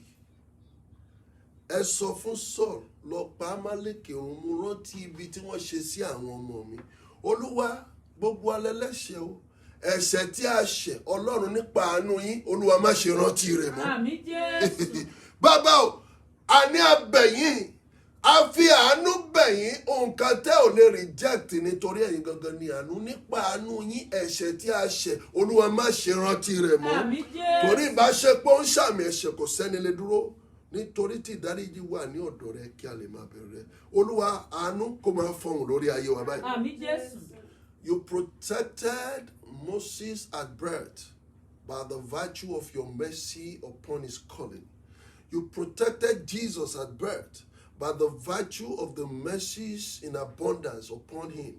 Father, I decree over those that are saying amen under the sound of my voice, that mercy and protection will speak for you in the name of Jesus. Amen. Àṣẹ ọ̀run kó bà lé àdúrà. Àmín Jésù. Jésù Olúwa wa. Àmín. Àmín. Àmín. Praise the Lord. Hallelujah. Praise the Lord. Hallelujah. Praise the Lord. Hallelujah. Offering time. Blessed time. Let us bring forth our offering, our thanksgiving, our tithe before the Almighty God. The number to text is 202-600-6222. If you are here, put down your tithe, put down your thanksgiving offering, and put down whatever is your substance to the Almighty God this morning. If you are doing Cash App, you can do it. If you are doing Zelle, you can do it. The number is pinned down on the platform, 202-600-6222. That is a church account. Bow down your head and begin to bless your offering and your tithe. Má gbàdúrà sí ọ̀rẹ́ rẹ, má gbàdúrà sí. Àwọn ọmọ ọjọ́ wa kan ṣe ọjọ́ ìbí lánàá, a gbàdúrà fún yín lórúkọ Jésù. Ẹ ò ní rántí ọjọ́ ìbí yín bànújẹ́. Àmín Jésù. Ẹ má gbàdúrà, yà ọ̀rẹ́ ẹ sí mímọ́, yà ọ̀rẹ́ ẹ sí mímọ́. Give all you have according to how God has blessed you. Bring your prayers to an end. Jésù Olúwa wa. Àmín. Àmín. A gbàdúrà fún gbogbo ẹ̀yin tó san ìdámẹ́wàá àti ẹ̀yin tí ó dúpẹ́ àti ẹ̀yin tí ó dá owó igbá fún ìgbélékè ara Kristi. Lórúkọ Jésù, àánú Ọlọ́run kó fọhùn fún yín. Àmín Jésù. Ẹ ò ní ṣe aláìní ohun tó dára. Àmín Jésù. Ní gbogbo ọ̀nà Ọlọ́run á máa pèsè fún ẹni yín. Àmín Jésù. Jésù Olúwa wa. Àmín. Àmín. Àmín lórúkọ Jésù. Bí wákàtí ìsìn bó ṣe rí nìyẹn. Ohun tí a bá wa sọ̀rọ̀ lé lórí ni àánú Ọlọ́run. Àánú Ọlọ́run yìí òun ni ìyàtọ̀ láàrin ènìyàn méjì. Ohun tó lágbára ní ayé tí ènìyàn láti máa gbàdúrà fún òun ni àánú Ọlọ́run. Àánú yìí ló ya àwọn méjì tí a dárúkọ rẹ̀ sí ọ̀tọ̀. Dáfídì àti Sọ́ọ̀lù, àánú ni ìyàtọ̀ àwọn méjèèjì. Jacob àti Ísọ̀, àánú ni ìyàtọ̀ àwọn méjèèjì. Tẹrí ẹ bá máa bá Ọlọ́run sọ̀rọ̀. Ó ṣeé ṣe ká má ti gbàdúrà tó kàn ọ́. Fi ẹnu rẹ béèrè lọ́wọ́ Ọlọ́run ohun tó fẹ́ kí àánú fọhùn fún lórí ayé rẹ̀. Ohun tó fẹ́ kí àánú kó sọ bàbá Ọlọ́run. Béèrè wò lọ́wọ́ Olúwa, béèrè wò. Ó ṣetán ó béèrè wò. Ó ní láti ṣe ó béèrè wò. Máa béèrè lọ́wọ́ Ọlọ́run báyìí. Ohun tó fẹ́ kí àánú kó ṣe fún ọ. Aláàánú o, aláàánú o, aláàánú o. Máa gbàdúrà, béèrè ní kẹ́lẹ́kẹ́lẹ́. Olúwa, lórí ọ̀rọ̀ ìgbélú mi, ọ̀rọ̀ ìwé ìgbélú mi, mo fẹ́ kí àánú kó fọhùn. Lórí ọ̀rọ̀ marriage mi, mo fẹ́ kí àánú kó fọhùn. Mi ò tí ì bímọ, lórí ọ̀rọ̀ ìbímọ, mo fẹ́ kí àánú kó fọhùn. Mo ò lọ́kọ, mo ò ní ìyàwó, lórí rẹ̀ mo fẹ́ káàánú kó fọhùn. Ó bá dẹ̀ béèrè o. Béèrè wò lọ́wọ́ Olúwa, béèrè wò. Ó ṣetán ó béèrè wò. Ó ní láti ṣe ó béèrè wò. Máa mú àdúrà náà lọ sí òpin. Bá mi rántí àwọn tó ṣe bí àárẹ̀ fún. Gbàdúrà pé àwọn tó wà ní ipò àìsàn, Ọlọ́run kó dáwọ́lé wọn. Àánú Ọlọ́run kó fi ṣàánú fún wọn. Ọ̀pọ̀lọpọ̀ òkú ló kú nínú Bíbélì, ṣùgbọ́n Lásárù rí àánú gbà. Àánú ni Lásárù rí òkú ọlọ́jọ́ mẹ́rin padà dìde lórí ẹsẹ̀ rẹ̀. ọ̀pọ̀lọpọ̀ ló kú ní àkókò tí àwọn apọ́sítélì ń ṣiṣẹ́ ìránṣẹ́ tí wọn ò jí dìde, ṣùgbọ́n Tábítà tí a pè ní Dorcas ó rí àánú gbà, a jí òkú ẹ̀ dìde. A ó bá Ọlọ́run sọ gbogbo àwọn tó ṣe bí àárẹ̀ fún afẹ́fẹ́ òdì ní ohunkóhun tó wù kí a porúkọ àìsàn náà, àánú kó gbé wọn dìde. Máa bá Ọlọ́run sọ̀rọ̀, máa bá Ọlọ́run sọ̀rọ̀, máa bá Ọlọ́run sọ̀rọ̀. Ẹ jẹ́ ká gbàdúrà. Yes, Lord. Thank you, Father. Thank you, Lord. Thank you, Father. Jehovah. Máa dúpẹ́ pé Olúwa ti gbàdúrà. I see a wonderful sign. Mo rí oòrùn ó dẹ̀ yọ. Èyí tí ọ̀rọ̀ Ọlọ́run sọ pé oòrùn òdodo yóò là tí òun ti mú lára dá ní ìyapa rẹ̀. Oòrùn òdodo yẹn la fi hàn mí báyìí, mo rí kó là. Gbogbo ẹni ṣe bí àárẹ̀. Yes, oòrùn òdodo ti là. Mú àdúrà náà lọ sí òpin. Dúàdúà Jésù Olúwa wa. Àmín, àmín, àmín. Orúkọ Jésù. Àmín Jésù. Orúkọ Jésù. Àmín Jésù. Agbára ẹ̀jẹ̀ Jésù. Àmín. Olúwa gbọ́ ọpẹ́ wa. Àmín Jésù. Olúwa gbà yín wa. Àmín. A dúpẹ́ fún àṣeyọrí ẹ̀sìn yìí. Ògo ni fún orúkọ yín. Hallelujah. Bàbá, a dúpẹ́ àmì tẹ́ fi hàn yìí. Oòrùn ló yọ yìí nínú ìran. Bíbélì sọ pé oòrùn òdodo yóò là tí òun ti mú lára dá ní ìyapa rẹ̀. Bàbá, mo bẹ̀ ọ́ láti àkókò tí mo ń sọ̀rọ̀ yìí lọ, gbogbo ẹni wà lórí àkéte àìsàn, oòrùn òdodo tó là yìí jẹ́ kó gbé wọn dìde. Àmín Jésù. Bọ́jọ́ bá yọ òkùnkùn aká, bí ìmọ́lẹ̀ bá tàn, òkùnkùn á paradà. Bí òjò bá rọ̀ ṣe ló kárí ewéko. Mo gbàdúrà níbikíbi tí àdúrà yìí ti bá ọ, ipòkípò tó wù kó wà, Ọlọ́run kó fàánú gbé ọ dìde lórí Àmín àkéte àìsàn. Jésù. Àkéte tó gùn yẹn lórúkọ Jésù wàá sọ̀kalẹ̀ lórí ẹ̀. Àmín Jésù. Ìjì kì í jà gbọ́mọ Ọlọ́run o. Mo gbàdúrà ìjì afẹ́fẹ́ òdì tí a rán sí ọ, Ọlọ́run kó dá padà síbi tó ti Àmín wá. Jésù. Mo dúpẹ́ Ọlọ́run, mo dúpẹ́, mo dúpẹ́, mo dúpẹ́. Àmì lẹ́fihàn yìí, ògo ni forúkọ yín lókè ọ̀run. Hallelujah. Ògo ni forúkọ yín lókè ọ̀run. Hallelujah. Ògo ni forúkọ yín lókè ọ̀run. Mo Hallelujah. dúpẹ́ lórí gbogbo àwọn tó wà ní ipò àìsàn tí ẹ gbé dìde. Mo dúpẹ́ lórí àwọn tó gbàdúrà fún àánú tí wọ́n kọlẹ̀kùn tí ilẹ̀kùn sì ṣí. Mo dúpẹ́ fún àwọn tí ẹ ó dá lóhùn lẹ́yìn ìpàgọ́ àdúrà yìí. Bàbá, ọpẹ́ àti testimony la ò fi mọ̀. Abẹ̀yìn ẹnu wa jẹ́ kó kún fún ọpẹ́ àti testimony. Àmín Jésù. A ó máa yìn, a ó máa gbé ọ̀gá dalẹ̀. Àmín Jésù. Orí ọ̀fẹ́ tí bàbá, orí ọ̀fẹ́ tí ọmọ, orí ọ̀fẹ́ tẹ̀mí mọ́, àṣẹ ọ̀run kó bàlẹ́ àdúrà wa, kó rí bẹ́ẹ̀ kó ṣe bẹ́ẹ̀. Jésù Olúwa wa. Àmín, àmín, àmín lórúkọ. Mẹ́ta mẹ́ta sí ògo Ọlọ́run wa. Hallelujah, hallelujah, hallelujah. Hosanna, Hosanna, Hosanna. Iye, iye, iye. Ẹ ṣe àlàáfíà. Àlàáfíà. Ẹ ṣe àlàáfíà. Ẹ tún ṣe àlàáfíà. Àlàáfíà.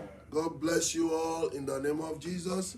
I'll use this opportunity to remind you of our powerful monthly revival, Good Morning Jesus. It's this coming Saturday, June 5th, right? Yes, sir. This coming Saturday. Prepare yourself to come to His presence on Saturday at 9 a.m. It's going to be a powerful encounter with Jesus Christ. So join us as we worship Him in oneness. The Lord will bless you and keep you safe with your family. Stay blessed. It is well with you.